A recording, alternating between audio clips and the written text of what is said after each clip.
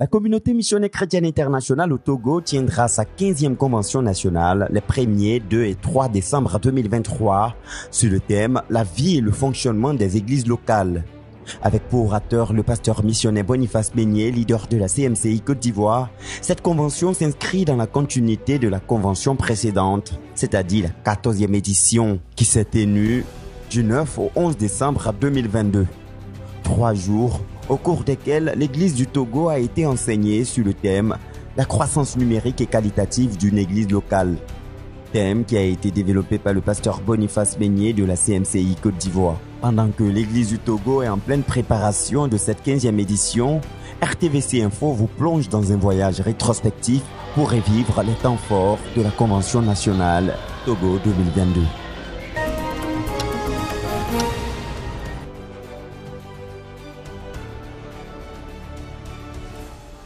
C'est dans une atmosphère joyeuse, empreinte d'abondantes louanges et de célébrations au Seigneur, que s'est ouverte la 14e convention nationale de la CMCI Togo, Lomé 2022, le 9 décembre dernier. Il y avait de quoi se réjouir dans la sainte présence du Seigneur, au regard des grandes et merveilleuses choses qu'il a accomplies au milieu de son peuple de la CMCI Togo, au cours de ce grand rendez-vous national, tenu du 9 au 11 décembre à la Maison des Jeunes d'Amadaomé. Un programme qui a rassemblé plus de 1200 frères, essentiellement les missionnaires, les anciens et les dirigeants, en provenance de toutes les 7 régions spirituelles du Togo et des nations de la sous-région, notamment du Bénin et de la Côte d'Ivoire. Ils ont répondu à cette convocation solennelle au pied du Seigneur qui a porté sur le thème « La croissance numérique et qualitative d'une église locale », thème développé par le pasteur missionnaire Boniface Meigné, leader de la CMCI Côte d'Ivoire. En tant que ministre assistant du pasteur Théodore Ndossé, leader mondial de la CMCI, le pasteur Boniface Meigné a exécuté au cours de ce programme l'un des pans de ses tâches qui est d'œuvrer au développement des outils et facteurs de croissance numérique et qualitative en vue de la multiplication des méga-églises dans notre ministère.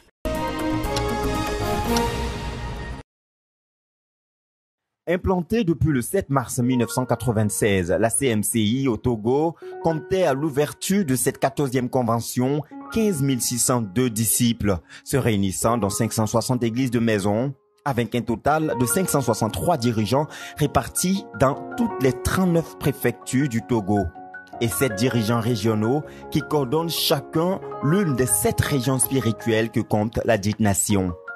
L'œuvre Togo est dirigée par le pasteur missionnaire Michepi Dabi depuis 2021, prenant le relais de son faiseur de disciples, le pasteur Frédéric Keteng, désormais en poste en Côte d'Ivoire pour d'autres responsabilités et besoins internationaux du ministère. En collaboration avec les missionnaires, les anciens et les dirigeants d'assemblée, le pasteur Michepi Dabi est activement engagé à la poursuite du but de la phase 3. Et le thème de cette 14e convention, à savoir la croissance numérique et qualitative d'une église locale, s'inscrit dans le besoin pour l'église du Togo d'exécuter sa part de responsabilité dans l'accomplissement d'une prophétie reçue et proclamée par le pasteur Théodore Ndossé en 2021 à la clôture du camp biblique international des étudiants à Koumé, comme nous l'indiquait le pasteur Michepi Dabi dans notre entretien d'avant la convention. En 2021, lors du camp biblique, à la clôture du camp biblique international des étudiants à Koumé, le pasteur Théodore nous avait donné une parole venant du Seigneur, que le Seigneur avait ordonné que le Togo soit bâti afin de répondre à un besoin de croissance de l'Église, afin de pouvoir manifester la croissance de l'Église selon le contexte actuel des choses en termes d'un grand nombre de dirigeants formés qui bâtissent des disciples, qui font des disciples pour le Seigneur Jésus-Christ dans le cadre des églises de maison. C'est ainsi que le besoin de cette convention s'est présenté et avec l'autorisation et les recommandations du pasteur Théodore Ndossé, le pasteur Boniface Meigné, qui est un aîné, un des pasteurs qui a fait de grandes expériences dans ce domaine de la croissance, a accepté de venir pour présider à cette 14e convention nationale de la CMCI au Togo. C'est comme cela que nous sommes arrivés à cette étape. Le Seigneur coordonnant lui-même les choses pour que cette convention concourt à l'accomplissement de ses desseins parfaits pour l'Église du Togo, c'est en toute convergence avec cette réma reçue par le pasteur Théodore sur l'Église du Togo que l'orateur, le pasteur Boniface Meignier, a situé, dès les premiers instants de son message, le caractère central de la formation des disciples dans l'élan de croissance numérique et qualitative de l'Église locale. La formation des disciples est la formule divine pour obtenir la croissance en nombre et en qualité.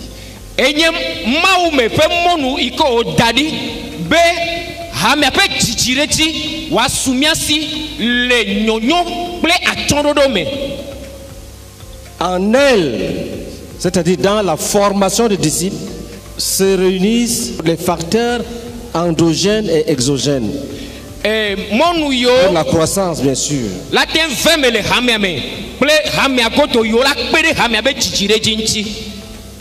Nous allons passer le temps à méditer sur ces facteurs.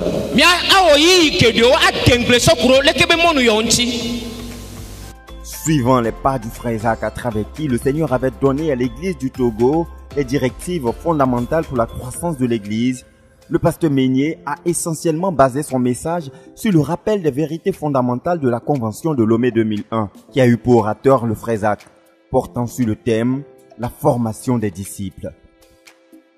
Quand on pratique la formation des disciples, il y aura automatiquement croissance numérique et croissance qualitative.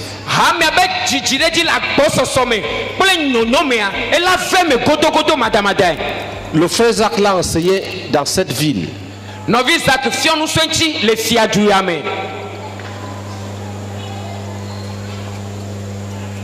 Vous voyez? Mais quoi?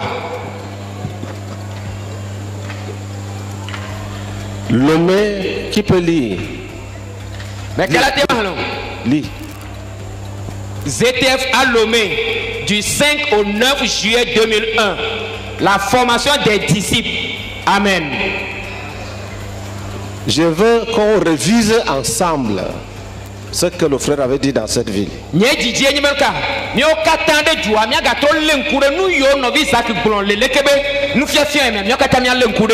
qui ont obéi, je suis sûr qu'ils ont un témoignage. Ceux qui n'ont pas obéi, ils ont même oublié que le frère a été ici. Le Seigneur, à travers son serviteur, le pasteur Boniface Meignier, a rappelé aux saints que l'amour suprême pour Dieu et l'amour suprême pour les frères sont les fondations qui doivent porter l'édifice de la croissance. Et de manière pratique, l'obéissance à cette vérité devrait se manifester dans le fait que chaque frère soit un prisonnier de Dieu et un prisonnier de son frère. Tu es un prisonnier des frères, prisonnier d'amour.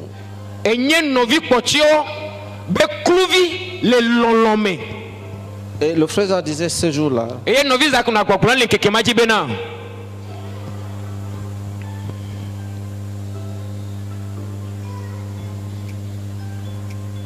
la vraie bataille, c'est être prisonnier de Dieu et prisonnier des frères. L'amour total fait des prisonniers totaux. Écoute, c'est le frère qui disait ça à Lomé ici. Que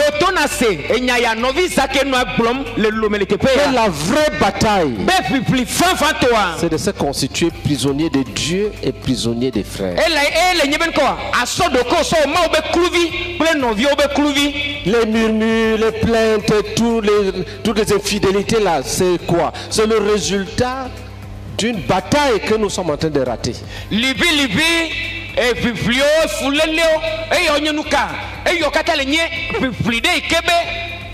Être prisonnier de Dieu et prisonnier des frères, ça veut nous échapper. Et tu te trompes, tu fais beaucoup de choses sans aimer ton frère. Parfois même, quand il est malade, tu es content. Yado intochane no view ajeto la me play achicho na o. Tu dis, n'est-ce pas, il dit qu'il est spirituel. E kura becho, ndebe kuna be yin popo me ba me a. Pourquoi tombe-t-il encore malade? Nketi e chala gba lejo ro popo me ba me a chala gba jo lejo a. Tu te réjouis même du mal. Eye echicho na le nu badanchi. Tu seras prisonnier. Akpoto anye kluvi. Tout dépend de toi. E la so nto gbo. Tu comprends, frère, que personne ne te trompe, que tu ne comprends pas. Tu sais comment on est prisonnier. Plus tu aimes, plus tu deviens esclave. C'est ça la qualité. Ne sors pas là, tu dis, tu distribues 2 traités à quelqu'un, tu dis, tu as travaillé pour la qualité. En effet, conformément aux exhortations de l'apôtre Paul dans Éphésiens le chapitre 4, une église que Dieu multiplie, c'est cette église qui porte les marques de l'union du corps, traduite dans un amour sincère les uns pour les autres et manifestée dans l'engagement de chaque frère à mettre à la disposition des autres les dons et capacités qu'il a reçus. Le pasteur Meignet illustre clairement cette réalité à partir du passage de 1 Corinthiens le chapitre 3, le verset 1 à 9, où le Seigneur révèle par l'apôtre Paul que l'église doit fonctionner dans un contexte où les uns sont disposés à arroser ce que les autres ont sémé, et ce pour que Dieu fasse croître. Afin que Dieu intervienne, il faut qu'il y ait d'abord 2 frères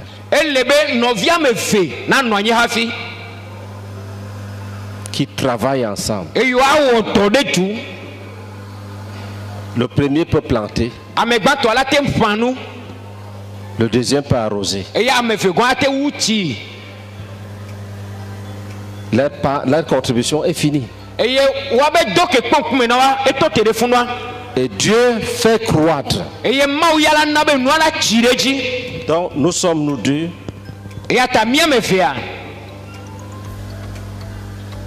Il plante, j'arrose. Il plante, j'arrose. Dieu voit notre travail. Il ordonne la croissance. Et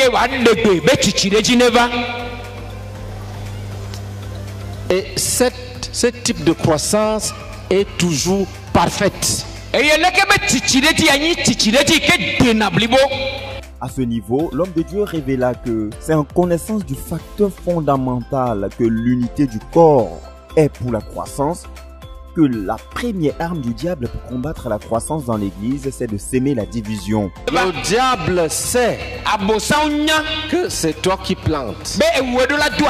Et ton frère a reçu le don d'arroser. Et il va dire à ses armées, ceux-là, vous ne les connaissez pas, ils sont forts, mais pour les vaincre, c'est facile.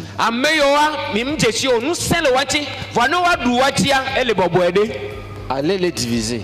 Ne perdez pas beaucoup de temps.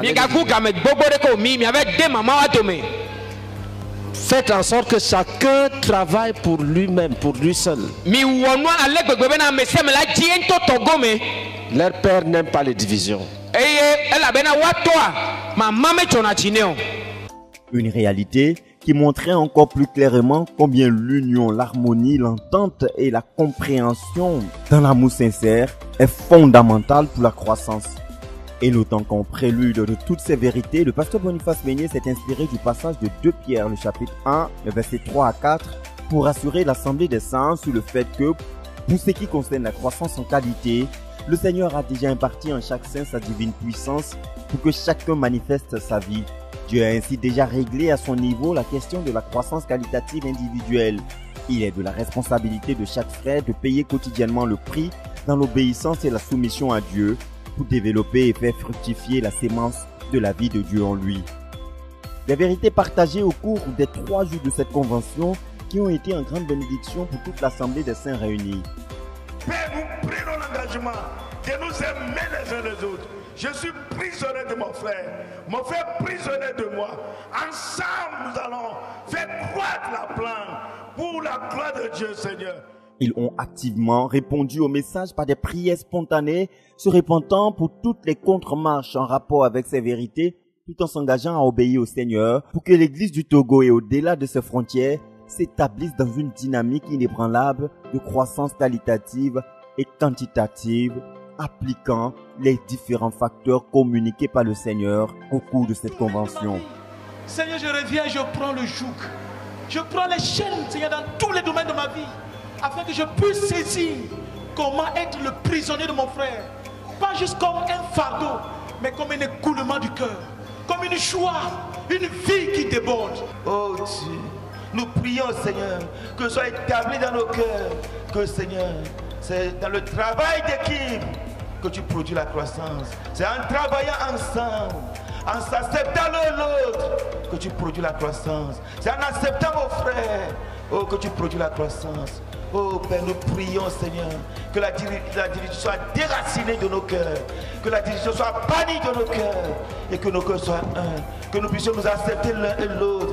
Oh Seigneur, pour faire le travail main dans la main, pour faire le travail main dans la main, pour faire le travail main dans la main, s'il te plaît, au nom de Jésus-Christ. Amen.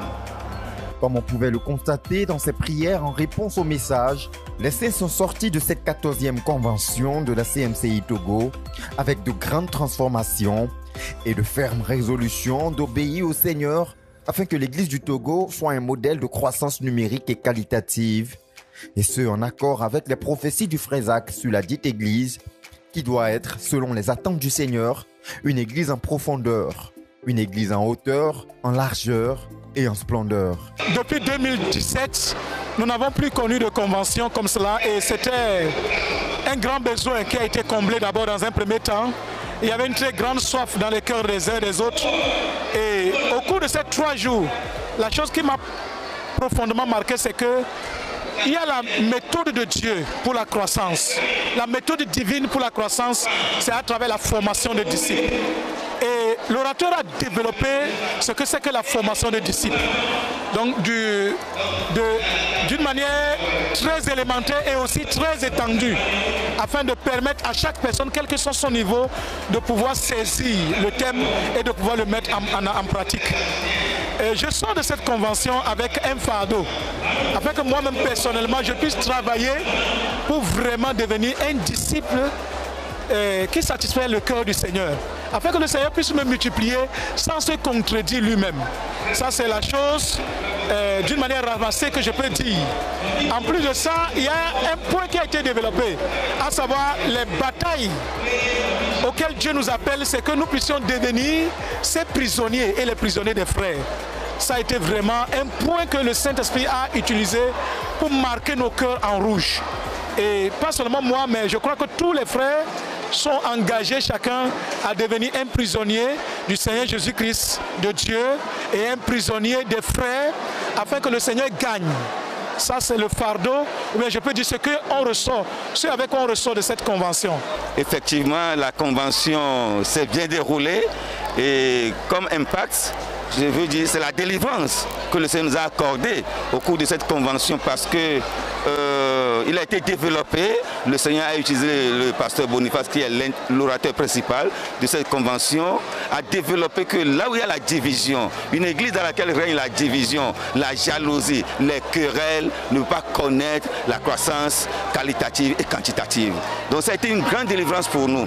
Donc nous avons pris l'engagement de nous réconcilier, de veiller à ce qu'il n'y ait plus la division dans l'église de Lomé et d'œuvrer à ce qu'il y ait l'amour fraternel, la communion fraternelle, l'unité dans l'église de Lomé et que nous tous, nous ayons les mêmes sentiments, les mêmes pensées, le même amour les uns pour les autres.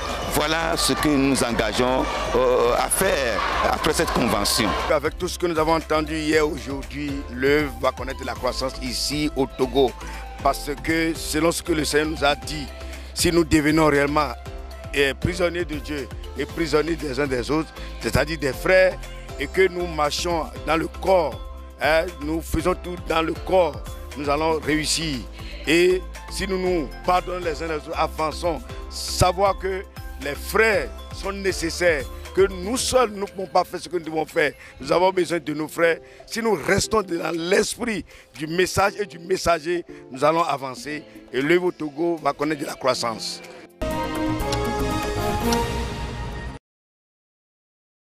tu veux te donner à Jésus d'une façon consciente, le salut des âmes et des miracles de guérison et de délivrance ont aussi été au rendez-vous de cette convention. Comme réponse à l'appel aux âmes en vue de la réconciliation avec Dieu qui est le premier pas pour l'entrée dans la formation des disciples, 44 personnes ont été conduites au Seigneur Jésus et 9 rétrogrades ont été restaurés dans la foi.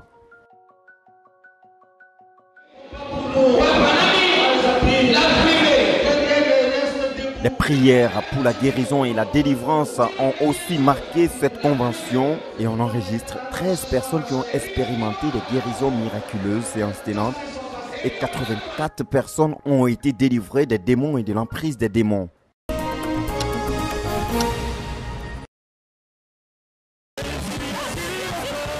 L'armée des ministres des chants a répondu activement présent au cours de cette convention. Par des chants de louange et d'actions de grâce, ils ont dressé un trône pour accueillir la présence de Dieu dans la salle. Et ils ont dissipé des cœurs toute angoisse, crainte ou souci qui pourrait faire obstacle à la bonne réception du message.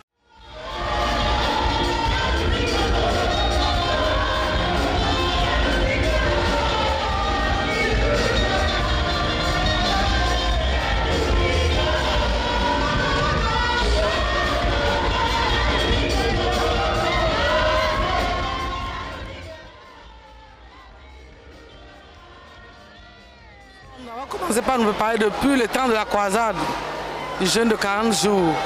Nous avons fait des répétitions, nous avons supplié le Seigneur qui nous a donné de sélectionner des chants. Nous avons commandé des répétitions sur le plan national. Nous avons fait des jeûnes, nous avons fait le déracinement des idoles pour être remplis du Saint-Esprit, pour être au niveau où le Seigneur nous attend pour la convention. Donc c'est le préparatif ça. Et dans la convention, le Seigneur nous a vraiment beaucoup parlé. Le Seigneur nous a parlé et ce qui m'a marqué, ce qui m'a touché, c'est que je dois aimer mon frère. Et quand j'aime mon frère, quand je le supporte, quand je ne murmure pas à cause de l'amour des frères, disant que les frères me gênent, les frères me font ceci, si je les aime, je les supporte, je les sers, j'aurai la qualité. Alléluia, j'aurai la qualité et cette qualité produit la croissance. Dans les lois sont parfaites.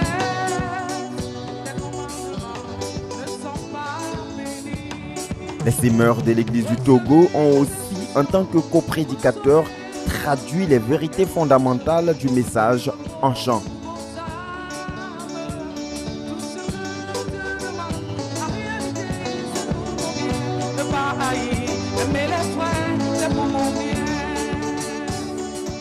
Le tout participant à la grande bénédiction que les saints ont reçue par tous les ministères qui ont marqué cette 14e convention de la CMCI Togo, Lomé 2022.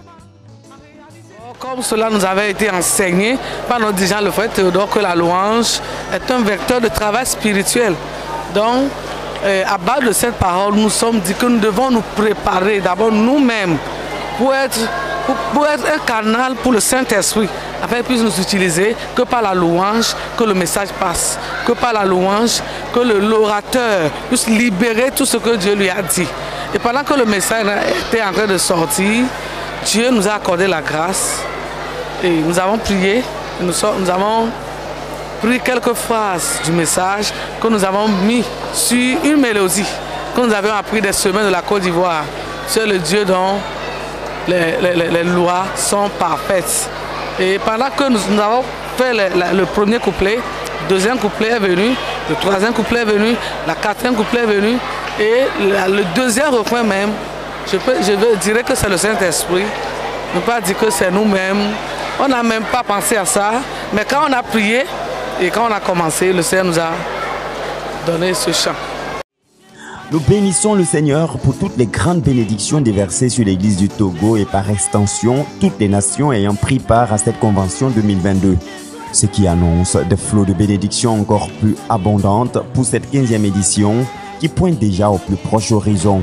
Rendez-vous est donc pris du 1er au 3 décembre 2023 à la Maison des Jeunes d'Adidogomé à Madaomé pour recevoir les conseils du Seigneur sur la vie et le fonctionnement des églises locales. Avec pour orateur le pasteur missionnaire Boniface Beignet, leader de la CMCI Côte d'Ivoire. Un programme qui sera à suivre en direct sur les antennes de la radio-télévision Voix de la Croix, la chaîne de la Bible.